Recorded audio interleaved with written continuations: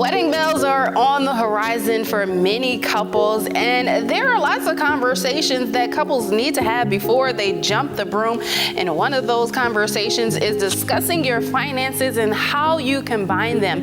And joining us now is Candace Towers with Lake Trust. Candace, how's it going? It's good. Thank you for having me. Tell us a little bit about how newlywed couples can learn to combine their finances.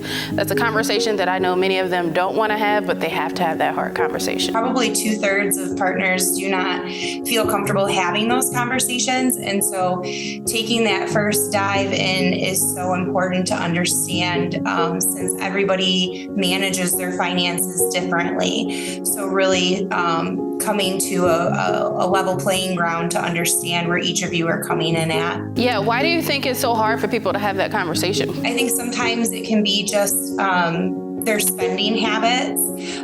It's a transition. So when before you're married, you get to spend your money the way that you see fit. And as you come into a partnership, those finances are combined. So you want to understand, what debts they're coming into, like having those questions, like what do your debts look like?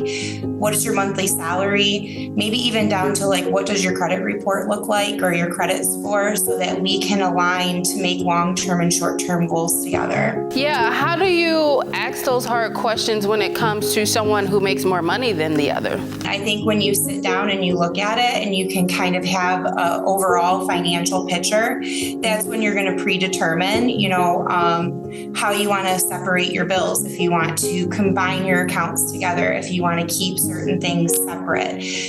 Overall, it's a conversation that you have to create that plan, to create that budget. What other tips do you have for not only combining your finances, but how you go about investing and saving as a couple? There's no right or wrong way to do it. You can decide to have one big joint account where all of your salary is going into one account and your expenses are coming out. You can have a joint account and a joint savings account plan, and then have separate accounts for the other spending that you would like to do as an individual.